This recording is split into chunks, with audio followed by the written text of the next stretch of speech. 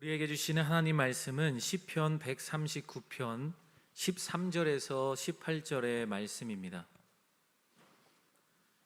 시편 139편 13절에서 18절의 말씀입니다. 제가 가진 성경 구약 성경 904쪽에 있습니다. 시편 139편 13절에서 18절의 말씀입니다. 주께서 내 내장을 지으시며 나의 모태에서 나를 만드셨나이다. 내가 주께 감사하옴은 나를 지으심이 심히 기묘하심이라. 주께서 하시는 일이 기이함을 내 영혼이 잘 아나이다. 내가 은밀한 데서 지음을 받고 땅의 깊은 곳에서 기이하게 지음을 받은 때에 나의 형체가 주의 앞에 숨겨지지 못하였나이다. 내 형질이 이루어지기 전에 주의 눈이 보셨으며 나를 위하여 정한 날이 하루도 되기 전에 주의 책에 다 기록이 되었나이다. 하나님이여, 주의 생각이 내게 어찌 그리 보배로우신지요. 그 수가 어찌 그리 많은지요. 내가 세려고 할지라도 그 수가 모래보다 많도소이다. 내가 깰 때에도 여전히 주와 함께 있나이다. 아멘. 이 시간 이현보 목사님께서 은혜 감수성이라는 제목으로 하나님의 말씀을 대언해 주시겠습니다. 잠시 기도하도록 하겠습니다. 하나님, 부족한 종이 감히 강단에 섰습니다. 주여, 사람의 장점과 단점이 드러나지 않게 하여 주시고 사람의 생각이 기억에 남지 않게 하여 주시고 오직 하나님의 말씀만 살아 움직여 예배하는 심령을 찔러 쪼개주시고 새롭게 하여 주시고 치유하시고 회복하시는 은혜가 임하는 시간 될 수 있도록 역사하여 주시옵소서. 모든 것 주님께 의탁하오며 살아계신 예수님의 이름으로 기도드렸습니다. 아멘. 오늘도 말씀 가운데 은혜가 임할 수 있기를 주님의 이름으로 축복합니다. 여러분, 오늘도 기대하고 오셨습니까? 하나님의 임재를 향해 절박한 마음으로 예배드리는 자에게 하나님께서 그 예배를 주목하시고 그 예배자들을 어루어 만져주실 줄 믿습니다. 그냥 왔다 그냥 돌아가지 마시고 한 사람도 예외 없이 하나님의 손길 안에 어루어 만지심을 경험하고 돌아갈 수 있기를 주님의 이름으로 축복합니다. 롤프 젤린이라는 분이 예민함이라는 무기라는 책을 썼습니다. 예민함이라는 무기라는 제목인데요, 이 책에서 말하는 예민함은 외부에서 오는 자극에 대해 남들보다 크게 받아들이는 상태를 의미합니다.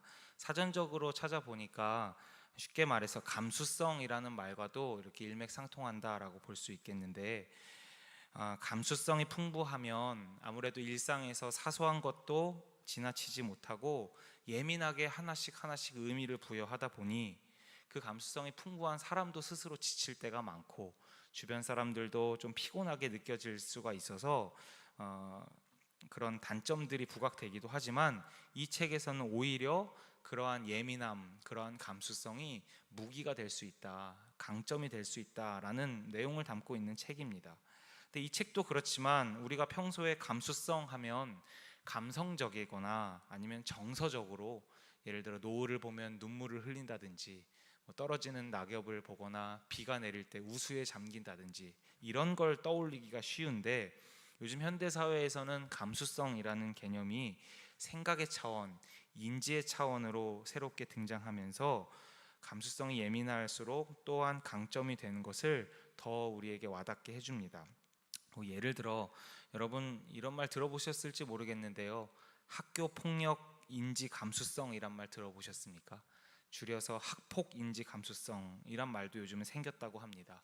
워낙 학교 폭력이 이슈가 되다 보니까 예전에는 흔히 주먹으로 때리고 코피가 나고 멍이 들어야 학교에서 폭력이 저질러졌나 보다라고 생각이 됐었는데요, 그 정도 수준에 머물러 있다면 학폭 인지 감수성이 매우 낮은 수준이라고 합니다.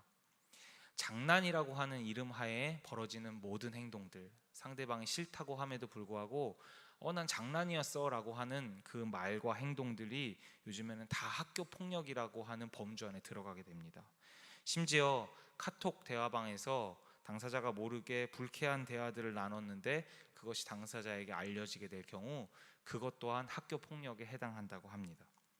그 밖에도 뭐 다문화 감수성, 생태 감수성, 환경 감수성 등등 점점 더 많은 개념들이 등장하면서 감수성이라는 단어들이 자꾸 우리 귀에 들리게 되는데, 핵심은 무엇이냐? 예민하고 민감하게 반응할수록 나도 살고 다른 사람도 살아날 수 있으니까 이것이 강점이 될 수 있다는 것 아니겠습니까? 근데 이 예민함이 주는 무기, 그리고 감수성에 대한 이야기를 제가 생각하다가 이런 모든 것도 현대 사회를 살아가려다 보면 훈련해야 되고 배워야 되고 갖춰야 하지만, 그 전에 우리 그리스도인들은 누구보다 은혜 감수성이 높았으면 좋겠다라는 생각을 하게 되었습니다. 어떤 감수성이요? 은혜 감수성이요. 은혜야말로 일상 속에서 지나치기 쉬울 때마다 예민하게 반응할수록, 민감하게 반응할수록 그것이 무기가 되기 때문에 그렇습니다.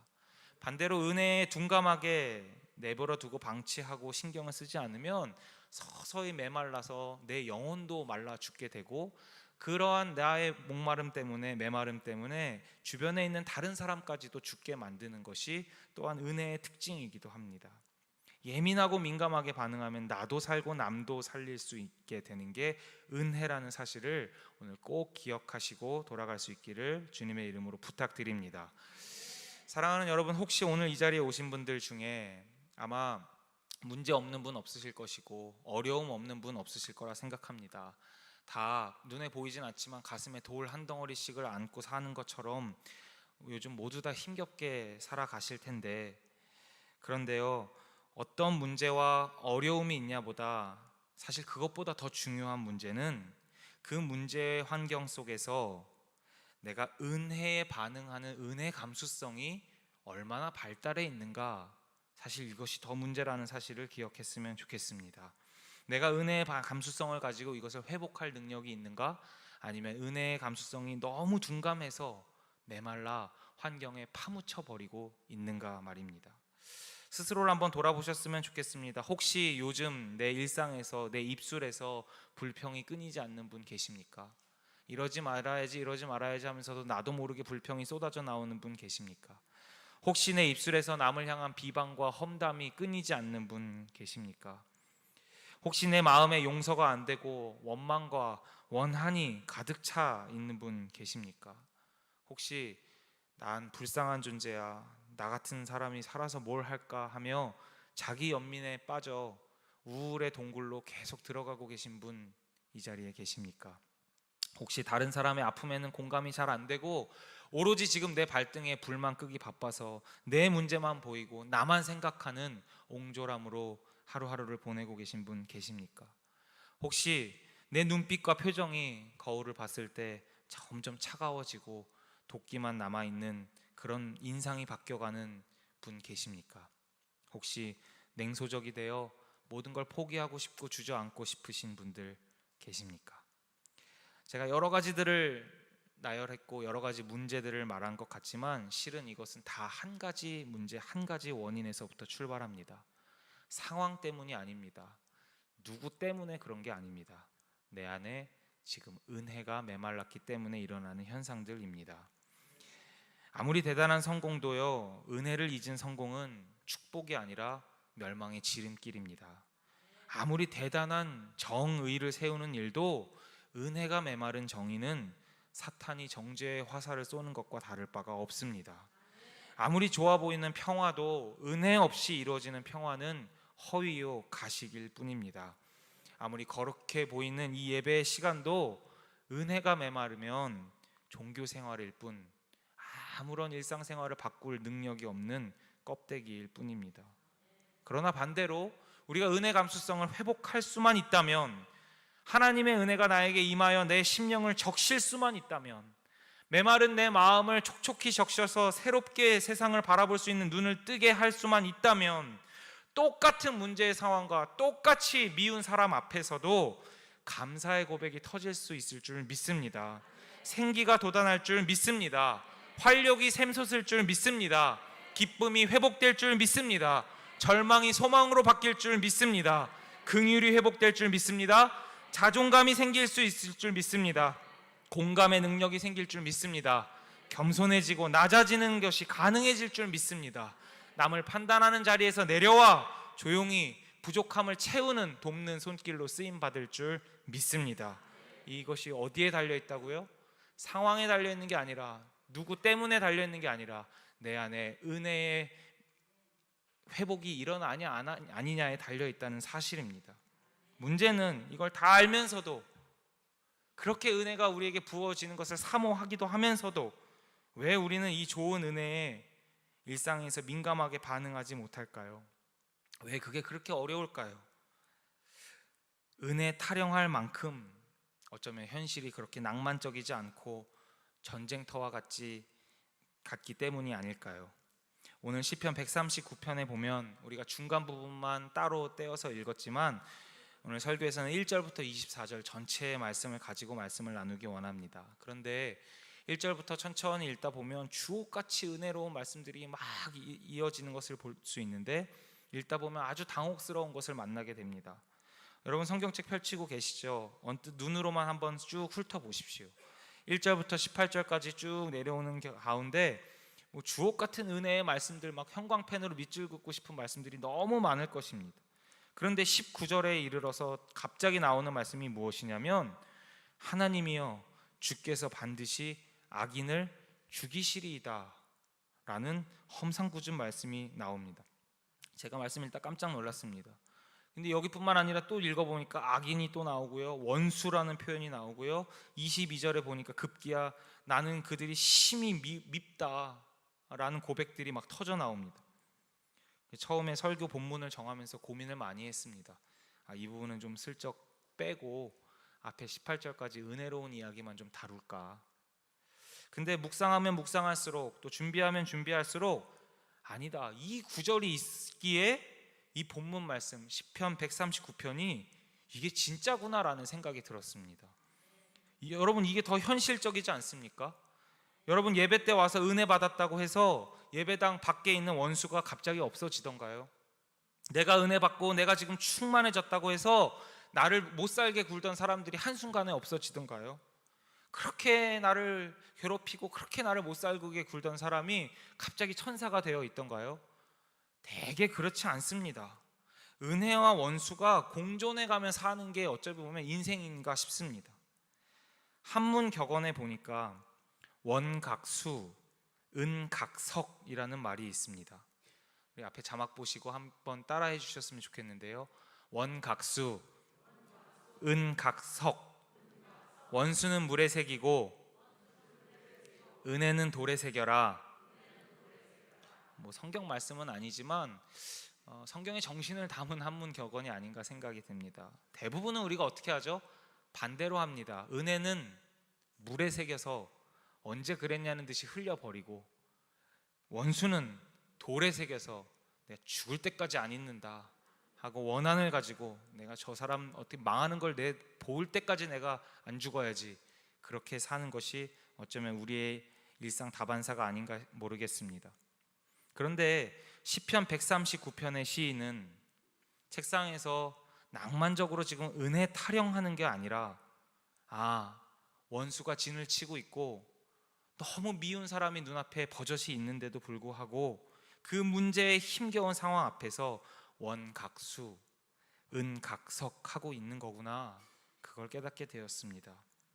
오늘 악인과 원수들에게 둘러싸여 있음에도 전쟁터와 같은 현실을 여러분이 살아간다 할지라도 오늘 이 시편 139편의 시인처럼 은혜를 돌에 새기는 시인의 은혜 감수성을 배워가실 수 있기를 주님의 이름으로 축복합니다. 시인이 깨닫고 고백하는 것들을 쭉 보다 보면 그 안에 우리를 향해 주시는 하나님의 음성과 메시지가 담겨 있는 것을 보게 됩니다.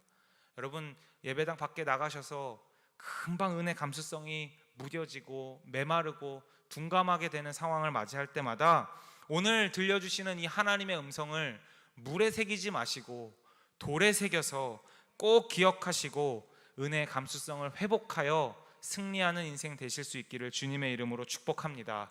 첫 번째 은혜 감수성의 회복을 위한 하나님이 주시는 메시지는 이것입니다. 같이 따라해 주시겠습니까? 내가 너를 안다.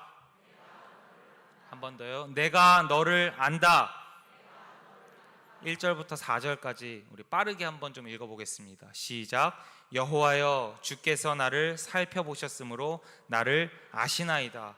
주께서 내가 앉고 일어섬을 아시고 멀리서도 나의 생각을 밝히 아시오며 나의 모든 길과 내가 눕는 것을 살펴보셨으므로 나의 모든 행위를 익히 아시오니 여호와여, 내 혀의 말을 알지 못하시는 것이 하나도 없으시니이다. 아멘.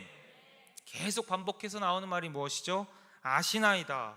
아시고 아시오며 아시오니 나의 일거수일투족을 샅샅이 보셔서 내 생각을 모르는 게 없으시고 나를 있는 모습 그대로 아신다고 주님이 말씀하고 계신 것입니다. 우리가 방금 마지막으로 읽었던 4절은요, 개역개정 성경보다 새 번역으로 읽으면 의미가 더 와닿는데 화면 보시고 우리 같이 한번 읽어보면 더 좋겠습니다. 시작. 내가 혀를 놀려 아무 말 하지 않아도 주님께서는 내가 하려는 말을 이미 다 알고 계십니다. 아멘. 내가 아직 말하지 않았는데도 주님은 내 속마음을 아신다는 겁니다. 주님이 보잘것없는 나에게 관심 가져주신다는 게 여러분 복음 중에 복음 아니겠습니까? 지옥불에 떨어져도 모자를 이 죄인을 하나님이 사랑의 눈으로 바라보고 계신다는 것 자체가 복음 아니겠습니까? 그런데 그냥 바라보는 것뿐만 아니라 내 중심, 내 속을 훤히 꿰뚫어 알아주신다는 것, 그게 은혜 중에 은혜인 줄 믿습니다. 그게 우리에게 무슨 의미가 될까요? 그분 앞에서 더 이상 꾸밀 필요가 없다는 것입니다. 우리가 사람과 사람 관계에 있어서는 얼마나 꾸며야 될 게 많습니까? 아마 우리 속마음 다 꺼내놓으면, 아마 우리가 몰래 카톡한 거 다 여기 공개하면 아마 여기서 같이 관계 더 이상 맺기 어려운 분들 많을 겁니다. 저도 마찬가지고. 우린 다 꾸미고 살아갈 수밖에 없는 불쌍한 존재들인데 하나님 앞에서만큼은 꾸밀 필요가 없다는 사실입니다. 이미지 관리할 필요가 없습니다. 체면 차릴 필요 없습니다. 왜? 주님이 말하지 않아도 우리의 속을 알고 계시니까. 사랑하는 여러분, 이 가운데 혹시 누구도 내 마음을 몰라준다고 지금 외로운 분 계시다면 오늘 이 주님의 음성이 들리길 축복합니다. 사랑하는 아들아, 사랑하는 딸아, 내가 너의 마음을 알고 있단다. 내가 너를 알고 있단다. 또 사람들 앞에서 내가 아닌 모습으로 애써 꾸미며 사느라 지치신 분들, 어떻게든 인정받고 싶어가지고 거기에 사람의 인정에 목을 메어 살다가 지금 힘겹게 이 자리까지 오신 분들 계시다면 오늘 이 주님의 음성이 들리길 축복합니다. 사랑하는 아들아, 사랑하는 딸아, 애써 꾸밀 필요 없단다. 그저 있는 모습 그대로 나아와라. 죄 묻은 그대로 다 나아와라. 그저 인정하고 십자가 앞으로만 나아와라. 내가 너를 알고 있단다. 오늘 이 음성이 우리 안에 돌에 새겨지는 지혜가 있기를 주님의 이름으로 축복합니다. 두 번째 은혜를 회복하기 위해 우리가 기억해야 할 메시지는 이것입니다. 함께 따라하겠습니다. 내가 너와 거기서도 함께한다. 한 번 더. 내가 너와 거기서도 함께한다. 7절 말씀 같이 읽어볼까요? 내가 주의 영을 떠나 어디로 가며 주의 앞에서 어디로 피하리까? 아멘. 이 질문을 시인이 던졌다는 건요, 이건 피해본 사람만 던질 수 있는 질문입니다. 떠나본 사람만 던져볼 수 있는 질문입니다. 하나님이 부담스러워서 그랬을 수도 있고 하나님이 허락하신 이 현실이 너무 어렵고 척박해서 그랬을지도 모르겠지만 떠나도 받고 피해도 받는데 하나님 나 더 이상 못하겠어요 하고 숨어도 받는데 여긴 안 계시겠지 싶은 곳에도 하나님이 계신 겁니다. 8절 9절도 같이 읽어볼까요? 시작. 내가 하늘에 올라갈지라도 거기 계시며 스올에 내 자리를 펼지라도 거기 계시니이다. 내가 새벽 날개를 치며 바다 끝에 가서 거주할지라도 11절도 읽겠습니다. 내가 혹시 말하기를 흑암이 반드시 나를 덮고 나를 두른 빛은 밤이 되리라 할지라도 스올의 자리를 편다. 이건 죽음의 자리에 이르렀다 이런 상황입니다. 바다 끝에 거주할지라도 밤이 되리라 할지라도 이게 지금 다 문학적인 표현인데 핵심은 본질은 더 이상 떨어질 수 없을 것 같은 절망적인 상황에 지금 내가 처할지라도 그 극단적인 절망의 상황을 묘사하고 시인이 거기까지 처해 봤다고 고백하는 겁니다. 내가 여기까지 와 있는 걸 보니 하나님 날 사랑하지 않는 것 같아요. 혹시 이렇게 고백하시는 분 계십니까? 머리론 다 알죠. 배워서 알죠. 하나님 나를 사랑한다, 하나님 우리를 사랑한다. 그러나 심정적으로 내가 지금 이런 상황까지 왔는데 하나님 정말 우리를 사랑하실까? 우리 교회가 이런 상황까지 왔는데 하나님 정말 우리 교회 사랑하시는 거 맞나? 아니요. 거기서도 하나님이 계시다고 오늘 말씀해 주십니다. 하나님이 나를 버리신 것 아닐까? 내가 여기까지 떨어졌는데, 내가 더 이상 떨어질 것 없는 이 수치의 자리까지 내가 거하고 있는데, 아니요. 하나님이 여러분 버리지 않고 거기서도 여러분과 함께 하신다고 말씀하십니다. 10절 말씀 같이 한번 읽어볼까요? 시작. 거기서도 주의 손이 나를 인도하시며 주의 손이 나를 붙드시리이다. 아멘. 거기서도 하나님 안 계실 거야, 하나님 버리신 거 아니야 하는 바로 그 자리에서도 주의 손이 나를 인도하십니다. 주의 오른손이 나를 붙들어 주십니다. 바로 그곳에서 우리가 하나님을 만날 수 있는 은혜의 자리임을 믿으시기를 주님의 이름으로 축복합니다. 사랑하는 아들아, 사랑하는 딸아, 내가 너와 지금 바로 그 자리에서도 함께한다. 아멘. 그 음성이 들릴 수 있기를 주님의 이름으로 축복합니다. 개인적인 이야기를 좀 나누려고 하는데, 정말 공개하고 싶지 않은 그냥 제 안에 간직하고 있는 이야기이지만 설교를 준비하면서 하나님께서 나누라는 부담감을 계속 주셔서 이 시간 나누려고 합니다. 필요 없는 이야기들은 잊어주시고 은혜만 남기를 부탁드립니다.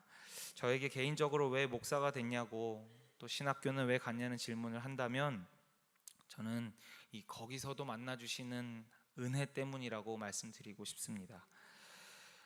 제 나이 15살 때, 중학교 2학년 때 저희 어머니께서 위암 수술을 하셨습니다. 그 당시만 해도 암 하면 에이즈보다 무서운 병이라고 알려져 있었고, 고칠 수 있는 것보다 못 고치는 것이 더 많았습니다. 그리고 지금처럼 흔하지 않은 정말 죽음이 왔다 갔다 한다고 여겨지는 질병이었습니다. 암에도 단계가 있는데 1기부터 4기까지. 근데 저희 어머니는 3기 말 4기 초라고 했으니 거의 말기에 해당했고 돌아가실 수 있겠구나 싶을 정도의 인식이었던 것 같습니다. 수술을 저를 모르게 몰래 하시고 돌아오셔서 엄마가 사실 암에 걸렸어 라는 말씀을 하셨고, 그 뒤로부터 항암 치료라는 것을 하게 되었는데, 저는 수술만 힘든 줄 알았는데 항암 치료가 훨씬 더 힘들다는 것을 처음 알게 되었습니다. 아름답던 머릿결을 갖고 계셨던 어머니가 어느 날부터 머리가 하나씩 다 빠지시고 대머리가 되어 집에 무기력하게 누워서 힘겹게 항암 치료를 받고 계신 모습을 보면서 어린 나이에 처음으로 제가 뭔지 모를 쇼크를 먹었던 것 같습니다. 엎친 데 덮친 격으로 그 즈음 아버지는 시작하셨던 사업이 잘 안 되셔서 빚을 많이 지게 되셨고 실업자가 되셨고, 일거리를 어떻게든 구해보려고 철거하는 곳에 가셔서 먼지를 가득 뒤집어 쓰고 돌아오시기도 하셨습니다. 집에 돌아오면 한숨 쉴 일밖에 없었던 것 같습니다. 제가 원래 유년기 시절에는 포동포동했었고 또 많이 밝고 명랑하고 나서기 좋아하던 사람이었는데, 그 순간부터 순식간에 살이 10kg 이상이 빠지기 시작했고, 정말 누가 매 순간 목을 이렇게 조르고 있는 듯한 느낌을 받았습니다. 병명도 모르겠는데 매 식사 때마다 체하지 않은 적이 없고 날마다 트름하는 것을 달고 살았습니다. 그렇게 좋아하던 라면과 자장면을 어느 순간부터 입에 못 먹게 되었습니다. 먹으면 다 토하게 되었습니다. 활달하고 명랑했던 제가 어느 순간부터 사람의 눈을 피하기 시작했고 의기소침하기 시작했고, 한참 친구를 사귀며 뛰어놀아야 할 때 친구 사귀는 법을 배우지 못했습니다. 그렇게 힘없이 학교를 왔다 갔다 하는데 고등학교 2학년이 되어서 반 아이 중에 태권도부인 한 명이 그런 저를 우습게 보고 빵을 사오라고 심부름을 시키기 시작했습니다. 지금 같았으면 미쳤냐고, 내가 너 빵을 왜 사다 주냐고 했을 텐데, 그때는 마음에 힘이 없으니까 한마디 저항도 못하고 눈물을 흘리며 빵을 사다 주었습니다. 그런데 그게 자존심이 너무 상해서 수업 종이 치면 그 친구를 피해서 화장실로 뛰어 들어갔습니다. 화장실에 숨어서 그 푸세식 변기 앞에 쭈그려 앉아 있다가 다시 수업 종이 치면 선생님이 교실에 들어갔는지를 확인하고 안전했다 생각되면 그때 들어갔습니다. 하루에 한 7교시씩 있으니까 하루에 7번씩 그렇게 화장실을 왔다 갔다 했습니다. 그리고 그렇게 1년을 제가 보냈습니다. 제가 그 화장실 안에 숨어 있을 때마다 얼마나 자존감이 바닥을 쳤는지 모릅니다. 그 상처와 그 아픔, 그 두려움과 절망이 어린 저를 짓눌렀습니다. 집에 가도 숨 쉴 틈이 없고 학교에 오는 것은 더더군다나 싫었습니다. 그때 제가 할 수 있는 거라곤 화장실에 쭈그려 앉아서 하나님하고 기도하고 찬양하는 것밖에 없었습니다. 집에 들어오면 방문을 닫고 할 줄 아는 게 기타 치는 것밖에 없어서 기타 치면서 찬양을 한 곡 한 곡씩 부르는 것밖에 없었습니다. 그런데 그 와중에 이상하리만큼 하나님이 나보고 혹시 신학교를 가라고 하면 어떡하지? 라고 하는 질문이 제 마음속에서 떠나지를 않았는데 제 스스로 그렇게 질문해 놓고도 너무 웃긴 겁니다. 소심하고 지금 사람 눈도 피하고 할 줄 아는 것도 없고 어떤 백도 없고 능력도 없고 화장실에 숨어서 지금 전전긍긍하는 내가 무슨 많은 사람들 앞에서 복음을 전하고 사람 살리는 일을 하는 목사가 되나. 거기다가 인간관계는 빵점이어서 친구도 없는데 뭘 내가 할 수 있을까. 그렇게 씨름하던 중에 그 해 교회 수련회를 참석하게 되었고 목사님이 한 명 한 명씩 지나가시고 머리에 손을 얹고 기도를 해주시는데 제 머리에 손을 얹었을 때 제 귀에 나지막히 이렇게 속삭여 주셨습니다. 사랑하는 현범아, 내가 너의 찬양을 듣고 있단다. 만방에 나를 전하는 사람이 되어라. 그 자리에서 제가 앞으로 고꾸라져서 몇 시간을 오열했습니다. 아까 1부 설교 때도 오열했고요. 2부 설교 때도 또 울었고 3부 때는 좀 많이 마음을 정돈하고 와서 좀 차분해졌는데 이 말씀을 앞에 설 때가 되면 눈물이 멈추지를 않습니다. 다른 이유 때문이 아니라 하나님이 나를 아시는구나. 그 절망의 그 화장실 속에서 하나님이 나를 보고 계셨고 그 자리에서 나와 함께 하셨고 하나님이 내 찬양과 기도를 듣고 계셨구나. 그래서 그때 제가 철없이 결단했던 게 하나님 저 부족하지만 자격도 없지만 나를 알아주시는 하나님, 나를 불러주시는 하나님 한 분, 그냥 그 한 분만 믿고 제가 신학교 가겠습니다. 나머지는 주님이 다듬어 주세요. 저를 훈련시켜 주세요. 채워주세요 하면서 믿음으로 그 길을 시작했습니다. 그 이후로 저희 가정이 회복되는 데까지 생각해 보면 10년 정도 걸렸던 것 같습니다. 하나님의 그 음성을 들었다고 해서 단번에 회복되지 않더라고요. 그럼에도 불구하고 10년간 돌아보면 아버지가 기적처럼 다시 취업이 되고 지금 오늘날까지도 60대 후반이 되셨는데도 불구하고 일을 하고 계십니다. 은혜 아니면 설명될 길이 없는 일이라고 생각합니다.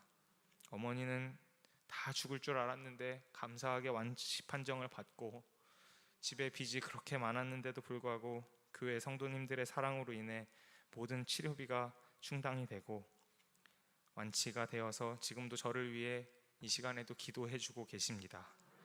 은혜 아니면 설명할 수 없는 일입니다. 땅바닥까지 떨어졌던 제 자존감이 조금씩 회복되기 시작하고 목에 안 넘어가던 음식이 다시 소화가 되기 시작하고 그렇게 안 넘어가던 짜장면이 다시 제 입에 넘어가던 순간을 저는 잊을 수가 없습니다.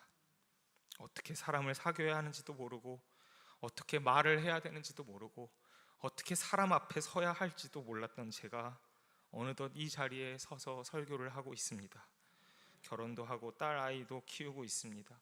은혜 아니면 도저히 제 인생은 설명이 될 수 없는 기적입니다.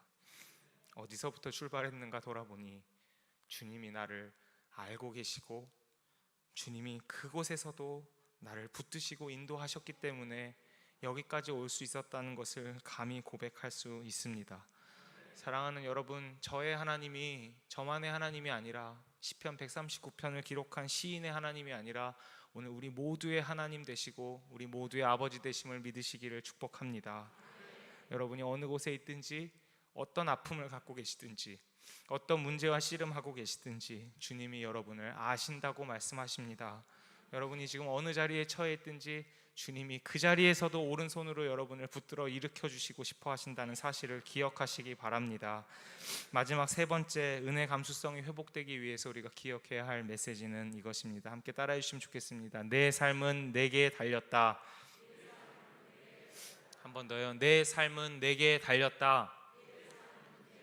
우리 13절부터 16절까지의 말씀 같이 한번 읽겠습니다. 시작. 주께서 내 내장을 지으시며 나의 모태에서 나를 만드셨나이다. 내가 주께 감사하옴은 나를 지으심이 심히 기묘하심이라. 주께서 하시는 일이 기이함을 내 영혼이 잘 아나이다. 내가 은밀한 데서 지음을 받고 땅의 깊은 곳에서 기이하게 지음을 받은 때에 나의 형체가 주의 앞에 숨겨지지 못하였나이다. 내 형질이 이루어지기 전에 주의 눈이 보셨으며 나를 위하여 정한 날이 하루도 되기 전에 주의 책에 다 기록이 되었나이다. 아멘. 바로 앞절에서는 공간을 계속해서 뻗어나가며 내가 이 자리에 있을지라도 저 자리에 있을지라도 거기에 있을지라도 하면서 하나님의 은혜를 계속 찾아 나갔다면 이제 시인은 시간을 거슬러 올라가며 은혜를 찾기 시작합니다. 그동안 나에게 함께 하셨던 하나님의 은혜를 되돌아보니까 심지어 모태까지 거슬러 올라가는 겁니다. 아, 하나님이 모태에서부터 나를 지으셨구나. 할렐루야. 아니, 하나님이 내 형질이 이루어지기 전에도 주님이 나를 아시고 나를 붙들고 계셨구나. 나를 위하여 정한 날이 하루가 되기 전에도 이미 주님의 책에 다 기록되어 있었구나. 저는 이 고백을 보면서 시인이 정말 책상 위에서 낭만적으로 은혜 타령을 한 사람이 아니라 하나님과 참 많이 씨름을 해본 사람이라는 것을 느껴보게 되었습니다. 도망도 가보았고 좌절도 해봤고 내가 애써서 내 힘으로 무언가의 문제를 풀어보려고 노력도 했던 것 같습니다. 내 삶이 내 맘대로 될 줄 알고 내 힘대로 했지만 내가 주님을 뛰어넘을 수 없는 존재구나를 깨달으니 지금 이 고백을 하는 것 아니겠습니까? 주님보다 앞서서 될 일이 없음을 깨달은 자의 고백이 지금 이 모태에서부터 주님이 나를 지으셨습니다라고 하는 고백입니다. 이게 진짜일까 가짜일까 사실 여부를 따질 게 아니라 그 고백을 할 수 있는 신앙의 정수, 믿음이 저와 여러분에게도 회복되기를 주님의 이름으로 축복합니다. 17절 말씀 우리의 고백으로 삼아 같이 고백했으면 좋겠습니다. 선포합니다. 시작. 하나님이여 주의 생각이 내게 어찌 그리 보배로우신지요 그 수가 어찌 그리 많은지요. 아멘. 너의 인생 전체가 나에게 달려있는데 아들아 딸아 지금 어디 가서 너가 힘쓰고 있니? 내게로 돌아오너라. 뭘 그렇게 계산하고 있니? 뭘 그렇게 염려하고 있니? 뭘 그렇게 고군분투하고 있니? 내게로 와서 쉬어라. 너의 생각과 나의 생각이 다르며 지금 너가 눈앞에 보는 끝장났다고 하는 순간이 아니 나에게는 기회다. 바로 이 순간이 내가 너와 만날 수 있는 은혜의 자리고 이 순간으로부터 나는 너와 함께 새 일을 시작하고 싶구나 말씀하시는 주님의 음성 앞에 엎드릴 수 있는 저와 여러분 될 수 있기를 주님의 이름으로 축복합니다. 여기까지 오니까 더 가식 떨 것도 없고 숨길 것도 없으니 그래서 아까 제가 당혹스럽다고 말씀드렸던 그 말씀이 이제 이어지는 겁니다. 하나님, 저 솔직히 저 사람 너무 미워요. 저 악인 어떡하죠? 주님, 저 악인은 좀 심판해 주시면 안 됩니까? 하고 주님께 맡기고 있는 겁니다. 그런데 더 중요한 것은 오늘 이 기도와 오늘 이 시가 어떻게 끝나는지가 더 중요합니다. 마무리 24절 우리 마지막으로 한번 읽고 마치도록 하겠습니다. 같이 읽어볼까요? 시작. 내게 무슨 악한 행위가 있나 보시고 나를 영원한 길로 인도하소서. 아멘. 은혜 받은 사람과 세상 사람의 가장 큰 차이가 무엇이냐면 은혜 받은 사람 주변에 악인이 없는 게 아니고 은혜 받은 사람 주변에 나쁜 일이 일어나지 않는 게 아니고 똑같이 악인도 있고 원수도 있고 미워하는 사람도 있고 어려운 상황도 처하지만, 은혜 받은 사람의 특징은 악인은 하나님 앞에서 욕할 거 다 욕하고 하나님께 맡겨버리는 특징이 있습니다. 그리고 진짜 구하는 것은 24절입니다. 하나님, 나를 샅샅이 살펴보사 악한 행위에 물들지 않게 해주세요. 내가 이 악한 세상을 걸어가며 휘말리지 않게 해주세요. 나만큼은 하나님 앞에서 의로운 인생 살게 해주세요. 이게 은혜 받은 사람이 세상 사람과의 차이입니다.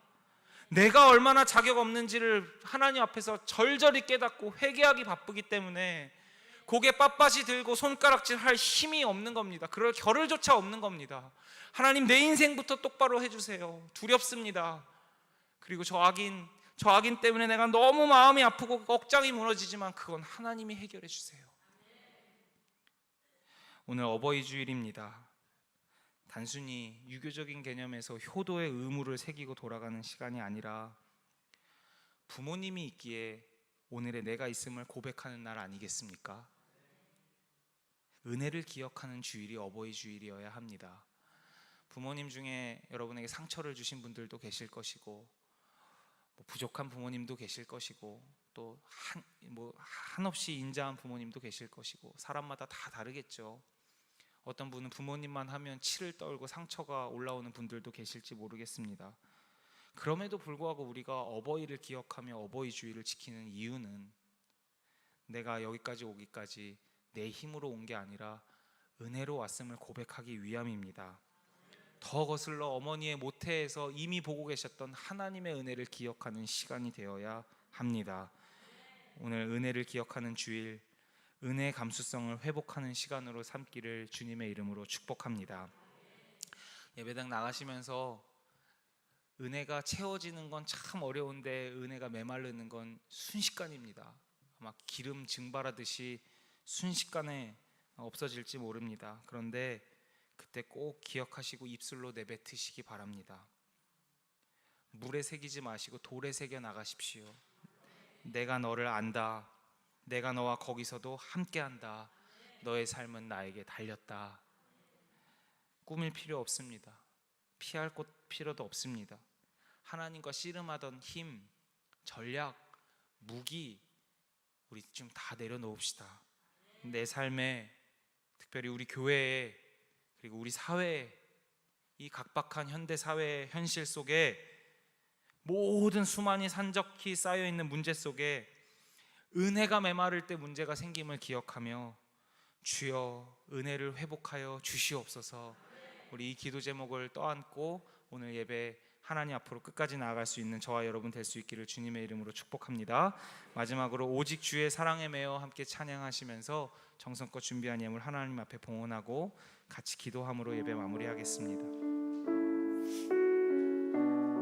다 함께 자리에서 일어나셔서 우리 주신 말씀 의지하고 결단하며 찬양하겠습니다. 오직 주의 사랑에 매여, 오직 주의 사랑에 매여 내 영 기뻐 노래합니다. 이 소망의 언덕 기쁨의 땅에서 주께 사랑 드립니다. 오직 주의 임재 안에 갇혀 내 영 기뻐 찬양합니다. 내 영 기뻐 찬양합니다. 하나님의 은혜에 반응하기 원합니다. 이 소명의 언덕, 이 소명의 언덕 거룩한 땅에서 주께 경배드립니다. 주께 경배드립니다. 주께서 주신 모든 은혜 나는 말할 수 없네. 내 영혼 즐거이 주 따르렵니다. 주께 내 삶 드립니다. 주께서 주신 모든 은혜 나는 말할 수 없네. 내 영혼 즐거이 주 따르렵니다. 주께 내 삶 드립니다. 시간 기도할 때 저를 한번 따라해 주시겠습니까? 주여 은혜를 회복하여 주시옵소서. 주여 은혜를 회복하여 주시옵소서. 한 번 더 주여 은혜를 회복하여 주시옵소서. 주여 은혜를 회복하여 주시옵소서. 주여 우리 교회의 은혜를 회복하여 주시옵소서. 주여 우리 교회의 은혜를 회복하여 주시옵소서. 주여 우리 사회와 이 땅 가운데 은혜를 회복하여 주시옵소서. 주여 사회와 이 땅 가운데 회복을 하여 주시옵소서. 우리 내 삶과 우리 교회와 담임 목사님과 모든 성도님들과 우리 각박해진 현실의 현대의 모든 문제들을 끌어안고 은혜의 회복을 외치며 주님의 이름 한번 부르짖고 기도하며 나아가겠습니다. 주여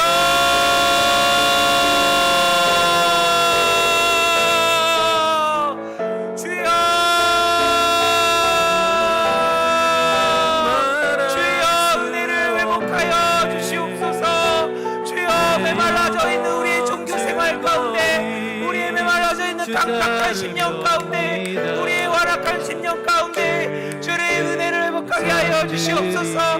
내가 너를 안다. 내가 너를 보고 있다. 내가 거기서도 너와 함께한다. 내가 너를 책임진다.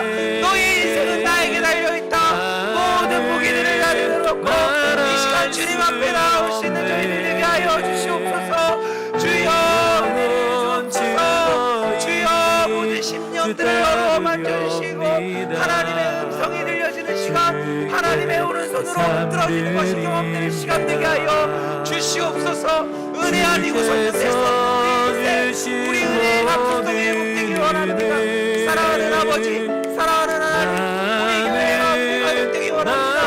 모든 분열과 모든 아픔과 모든 상처를 은혜로 녹여주시고 아버지 하나님, 우리 안에 은혜가 회복되어 메마른 땅 가운데 주님 적셔주시고 성령의 기름을 이 시간 부어주셔서 우리가 우리의 판단대로 하는 것을 멈추고 우리의 생각대로 하는 것을 멈추고 진정으로 하나님의 뜻이 어디에 있는지 우리가 알게 하여 주시옵소서. 아버지 우리를 불쌍히 여겨주시옵소서. 절망의 자리에 빠져있는 성도들을 이 시간 치유하여 주시고 낙심한 영혼들 일으켜 세워주시옵소서. 시험에 들고 실족한 영혼들 세워주시옵소서. 아버지 하나님 우리를 일으켜 주시옵소서. 주여 부흥을 주시옵소서. 우리 교회 가운데 주님 새날을 열어 주시옵소서. 하나님 우리를 불쌍히 여겨 주시옵소서. 은혜 아니면 설명될 수 없는 인생임에도 불구하고 그 은혜를 바라보지 못하는 우리를 불쌍히 여겨 주시옵소서. 십자가에서 예수님 피 흘리심으로 못 박히심으로 하나님께서 더할 나위 없는 은혜를 우리에게 베푸셨음에도 불구하고 용서하지 못할 이유를 다 없애주셨음에도 불구하고 아버지 저희가 완악해서 그 은혜를 잊고 살았음을 회개합니다. 아버지 우리가 종교 형식만 갖췄지 우리의 예배가 메말릴 때도 메말라서 우리의 심령이 아버지 하나님을 바라보지 못해서 그저 문제에 파묻혀 내 발등에 불만 끌 줄 알았지 하나님 아버지의 뜻을 헤아릴 줄 몰랐던 저희들을 용서하여 주시옵소서. 그저 절망하고 그저 우울하고 그저 불평하고 그저 손가락질하기 바빴지 우리 안에 은혜가 메말라서 나도 죽고 남도 죽이고 있은 불쌍한 인생이었음을 못 보는 우리를 주님 다시 회복하게 하여 주시옵소서. 다시 이 시간 은혜를 부어 주시옵소서. 다시 우리 교회에 부흥을 주시옵소서. 다시 예배가 살아나게 하여 주시고 다시 기도에 불이 붙게 하여 주시고 다시 은혜가 강물처럼 흐르게 하여 주셔서 하나님 모든 관계가 회복되게 하여 주시고 모든 상한 심령들이 치유되게 하여 주시며 모든 문제가 풀어지게 하여 주시옵소서. 특별히 하나님 우리 교회에 기도 제목이 있습니다. 하나님 그 기도 제목 우리 담임 목사님과 장로님들과 교역자들과 모든 눈물을 흘리는 성도들을 기억하여 주시고, 아버지 은혜로 이 문제가 풀어질 수 있도록 역사하여 주시옵소서. 우리의 완악하고 견고한 마음을 부숴주시고, 바울을 돌이켜 은혜의 선교사로 삼아주셨던 것처럼 우리가 회심하여 은혜의 사명 감당하는 교회 되게 하여 주시옵소서. 우리가 서로 사랑하는 모습을 통해 세상에 하나님을 알린다고 말씀하셨사오니, 하나님 우리가 교회 되게 하여 주시옵소서. 참된 제자 되게 하여 주시옵소서. 참된 은혜의 사람들 되게 하여 주시옵소서. 이제는 우리 주 예수 그리스도의 은혜와 아버지 하나님의 무한하신 사랑과 성령님의 연약한 자와 동행하심의 역사가, 은혜가 회복되기를 간절히 사모하는 당신의 귀한 아들, 딸들 머리 위에, 특별한 사정으로 이 자리에 참석하지 못하고 미디어 예배를 드리는 그 권속들 가운데에도, 그들의 삶의 터전 가운데에도 이제로부터 영원토록 함께하옵시기를 간절히 축원하옵나이다. 아멘.